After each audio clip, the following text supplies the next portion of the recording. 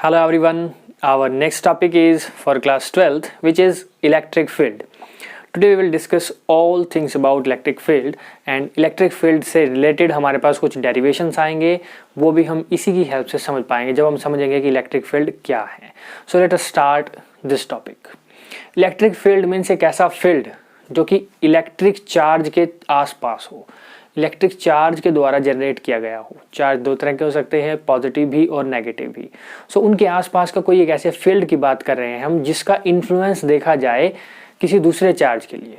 ठीक है, मान लेते हैं कोई एक चार्ज क्यू है, वो ऐसे ही रखा हुआ है स्पेस के अंदर, उसके आसपास कोई और चार्ज नहीं है. तो क्या उस पर कोई फोर्स लगेगी? क्योंकि उसके पास कोई चार्ज नहीं है तो ना वो किसी पे फोर्स लगाएगा ना दूसरा चार्ज उसके ऊपर फोर्स लगाएगा.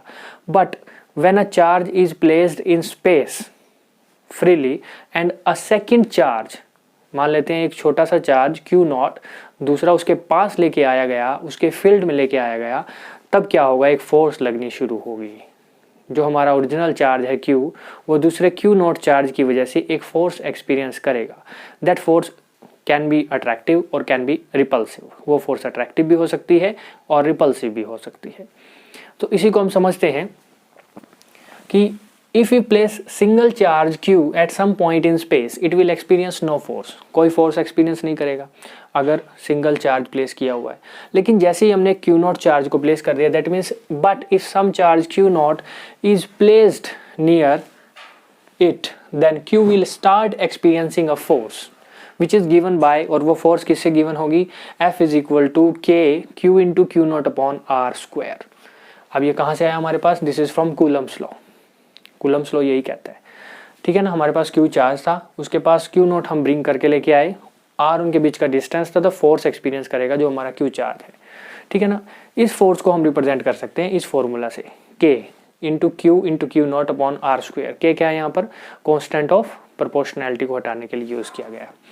अब इलेक्ट्रिक फील्ड की अगर डेफिनेशन जानना चाहें तो क्या होगी, इतने कंसेप्ट अगर समझे तो we can define electric field as the space around charge, यानी एक चार्ज के अराउंड कोई स्पेस है. ठीक है, in which its influence can be felt by other charge particles.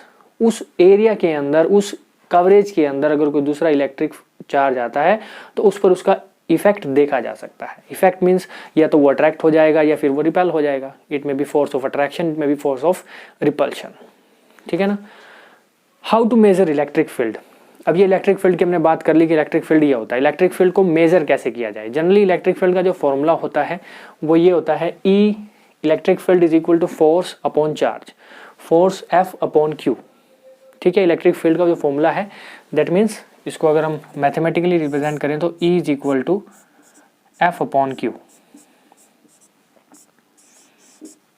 ठीक है ना, इतना क्लियर है. अब हम इस इलेक्ट्रिक फील्ड को मेजर करना चाहें कि जो दूसरा चार्ज पार्टिकल हम इसके एरिया में लेके आए हैं, इसकी कवरेज में लेके आए हैं, उस पर कितना इलेक्ट्रिक फील्ड, कितनी फोर्स लग रही है. How to measure the electric field, तो वो कैसे करेंगे? उसके दो तरीके हैं.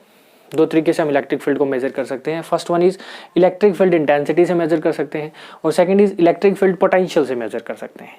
इलेक्ट्रिक फील्ड पोटेंशियल हम सेकंड चैप्टर में पढ़ेंगे, इसके बारे में हम अभी नहीं जानेंगे. इसके बारे में सिर्फ छोटी सी चीज़ जाननी है कि इसको डिनोट करते हैं V से. This is a scalar quantity. ये पोटेंशियल का है, ये सेकंड चैप्टर में हम पढ़ेंगे. ठीक है, हम अभी कंसिडर करके चलेंगे सिर्फ electric field intensity.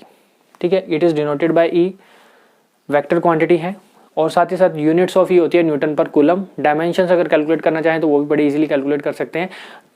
Electric field की डायमेंशंस के लिए फॉर्मूला लिखो पहले, F upon Q, force upon charge. Force की यूनिट होती है mL/-2 एंड चार्ज होता है ampere into time, A into T. और इसको हम सिंपली सॉल्व करेंगे तो डायमेंशंस निकल आएंगी mL/-3 A/-1. ठीक है, ये +1 का है, बेसिक है. फिर हम बात कर रहे हैं कि जो Q0 चार्ज हम लेंगे, the Q0 charge should be, जो चार्ज हम इसके स्पेस में लेके आ रहे हैं ना, that should be very small in magnitude. Small होना चाहिए वो. ये ऐसा क्यों कह रहे हैं हम? मान लेते हैं कि हमारे पास ये कोई चार्ज Q है. ठीक है, इसके फील्ड में हम एक Q0 चार्ज को ब्रिंग कर रहे हैं और इलेक्ट्रिक फील्ड निकाल रहे हैं. मान लेते हैं कि हमारा पॉजिटिव चार्ज है और वो भी एक पॉजिटिव है. ठीक है ना, मान लेते हैं कि ये भी पॉजिटिव है और ये भी एक पॉजिटिव चार्ज ही हम इसके पास लेके आ रहे हैं, तो इलेक्ट्रिक फील्ड होगा, इसका कुछ इलेक्ट्रिक फील्ड होगा, उसके एरिया में हम इसको लेके आ रहे हैं, ठीक है ना।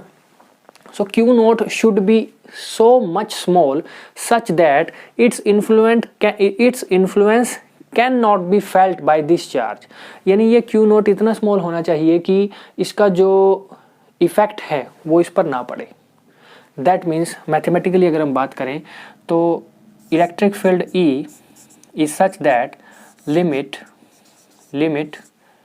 Q naught approaches to zero, Q naught ऐसा हो कि वो जीरो के बराबर ही हो, जीरो ही हो बस, F upon Q naught, F upon Q,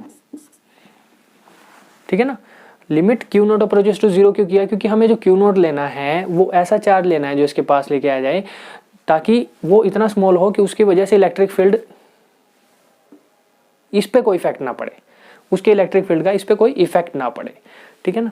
अगर हम इसको ज़्यादा बड़ा ले लेंगे चार्ज को, इसका मैग्नीट्यूड ज़्यादा बड़ा ले लेंगे और हम कैलकुलेट करना चाह रहे हैं इसके लिए, ठीक है ना, कैलकुलेट करना चाह रहे हैं इसके लिए और हम इसको ज़्यादा बड़ा ले लेंगे तो हम डिस्टर्ब कन्फिगरेशन की वजह से इलेक्ट्रिक फील्ड को कैलकुलेट नहीं कर पाएंगे, ठीक है ना। So we should kept Q not very small. So इसमें हम लिख सकते हैं कि Q नॉट हमने स्मॉल क्यों लेना है, because large magnitude of Q not में डिस्टर्ब कर देगा, लार्ज मैग्नीट्यूड किसको, डिस्टर्ब ओरिजिनल कॉन्फ़िगरेशन को डिस्टर्ब कर देगा, ठीक है, इसलिए हमने Q नॉट को स्मॉल रखना है।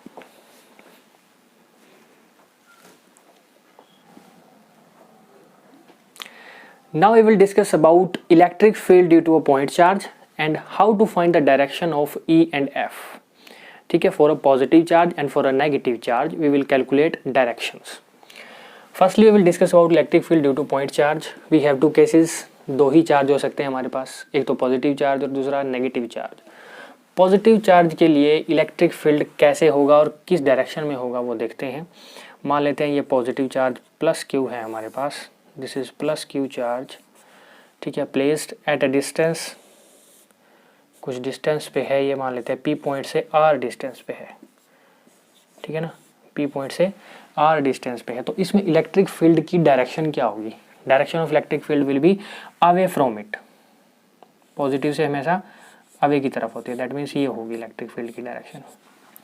यानी कि इलेक्ट्रिक फील्ड का अगर हम फॉर्मूला लिखना चाहें यहाँ पे, E will be equal to 1/4 pi epsilon naught Q into Q naught upon R square and it will be away from it, away from the charge से अवे की तरफ होगी। यानी कि जब भी हम पॉजिटिव चार्ज लेंगे तो इलेक्ट्रिक फील्ड की डायरेक्शन कहाँ होगी, away from the charge. Negative charge के लिए देख लेते हैं, मान लेते हैं ये कोई नेगेटिव चार्ज है, यहाँ पर हमारे पास माइनस Q चार्ज है जो कि कुछ डिस्टेंस पे है, किस पॉइंट से, P पॉइंट से, और वो डिस्टेंस R है। So direction of E will be always towards the negative charge, negative charge की तरफ होती है इलेक्ट्रिक फील्ड की डायरेक्शन। तो हम कह सकते हैं कि इलेक्ट्रिक फील्ड की डायरेक्शन ये होगी और यू कैन से ये इस डायरेक्शन में होगा electric field towards the negative charge, क्योंकि ये नेगेटिव है।